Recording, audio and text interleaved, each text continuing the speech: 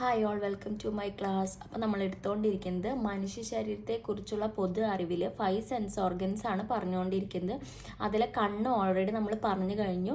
അപ്പോൾ നമ്മൾ അടുത്ത ചെറിയൊരു ടോപ്പിക്കാണ് നാക്ക്. അപ്പോൾ നമുക്കത് ചെറിയ ടോപ്പിക്കാന്ന് പറയാൻ കാരണം 10ാം ക്ലാസ് ടെക്സ്റ്റ് ബുക്ക് എടുത്ത് നോക്കിക്കഴിഞ്ഞാൽ, ബയോളജി ടെക്സ്റ്റ് ബുക്ക് 2ാം പാഠം എടുത്ത് നോക്കിക്കഴിഞ്ഞാൽ, കാരണം നാക്ക് എന്ന് പറയുന്നത് വളരെ ചെറിയൊരു ഭാഗത്താണ് കാണിച്ചിട്ടുള്ളത്.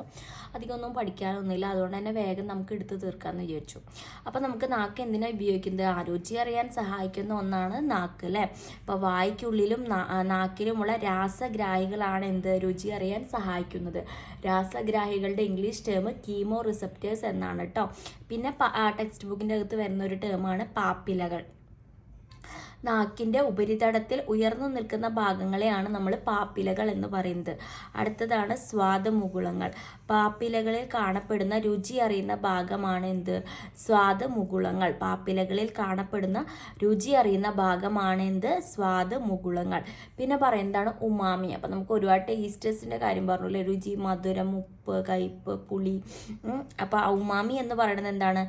5ാമത്തെ രുചിയാണ് ഉമാമി എന്ന് പറയുന്നത്. ഉമാമി എന്ന വാക്കിൻ്റെ അർത്ഥം എന്താണ്? സന്തോഷകരമായിട്ടുള്ളതെന്നാണ് ഉമാമി എന്ന വാക്കിൻ്റെ അർത്ഥം.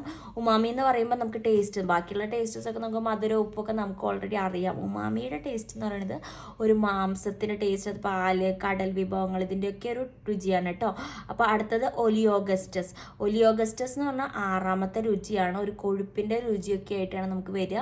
അപ്പോൾ മധുരം നമുക്ക് രുചിച്ചറിയാൻ പറ്റുന്നത് എവിടെയുള്ള ഇതുകാരനാണ്? നാവിൻ്റെ മുൻഭാഗത്തുള്ള രാസമുകുളങ്ങളാണ് മധുരം തിരിച്ചറിയാൻ സഹായിക്കുന്നത്. കയ്പോ നാവിൻ്റെ ഉൾഭാഗത്തുള്ള രസമുകുളങ്ങൾ, രാസമല്ല രസമുകുളങ്ങൾ കേട്ടോ, തെറ്റി പറഞ്ഞത്. അടുത്ത് പുളി, ഉപ്പ്. പുളി, ഉപ്പ് എവിടെയാണ്? നാവിൻ്റെ വശങ്ങളിലാണ് നമുക്ക് പുളിയും ഉപ്പൊക്കെ തിരിച്ചറിയാൻ സാധിക്കുന്ന രസമുകുളങ്ങൾ. അപ്പോൾ ഇത്രയൊക്കെയാണ് നമുക്ക് നാക്കിനെ പറ്റി പറയണം. നമ്മൾ രുചി തിരിച്ചറിയുന്ന ആ ഒരു പ്രവർത്തനം, അല്ലേ? അത് നമ്മൾ ടെക്സ്റ്റ് ബുക്കിൽ അതേപോലെ തന്നെ കൊടുത്തിട്ടുണ്ട്. ഞാനത് ജസ്റ്റ് അത് പകർത്തിയിട്ടുള്ളൂ. അപ്പോൾ ഞാനിവിടെ എഴുതി വെച്ചിട്ടുണ്ട്, നിങ്ങളത് വായിച്ചു നോക്കാം. ഓരോ സ്വാദുമുകുളത്തിലും വ്യത്യസ്ത രുചികളെ തിരിച്ചറിയാൻ സഹായിക്കുന്ന രാസഗ്രാഹികളുണ്ട്. രുചിക്ക് കാരണമാവുന്ന വസ്തുക്കൾ ഉമിനീരിൽ ലയിച്ച് രാസഗ്രാഹികളെ ഉദ്ദീപിക്കുകയും ആവേഗങ്ങൾ ഉണ്ടാക്കുകയും ചെയ്യുന്നു. ഈ ആവേഗങ്ങളെ ബന്ധപ്പെട്ട നാഡികളിലൂടെ മസ്തിഷ്കത്തിലേക്കും രുചി അനുഭവപ്പെടുകയും ചെയ്യുന്നു. ഓരോ സ്വാദുമുകുളത്തിലും വ്യത്യസ്ത രുചി തിരിച്ചറിയാൻ സഹായിക്കുന്ന രാസഗ്രാഹികളുണ്ട്. രുചി തിരിച്ചറിയാൻ സഹായിക്കുന്നത് രാസഗ്രാഹികളാണെന്ന് പറഞ്ഞിട്ടുണ്ട്.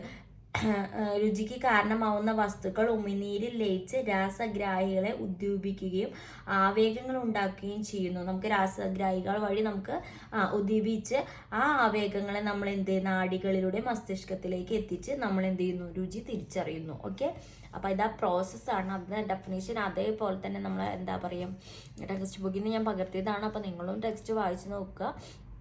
അപ്പോൾ ഇത്രയൊക്കെയാണ് നമ്മൾ ചെറിയ ടോപ്പിക്കാണ് കേട്ടോ. അപ്പോൾ ഇന്നത്തെ ക്ലാസ്സിൽ നാവെന്ന് പറഞ്ഞിട്ടുള്ള ഒരു ടോപ്പിക്കാണ് ഇൻക്ലൂഡ് ചെയ്യുന്നുള്ളൂ.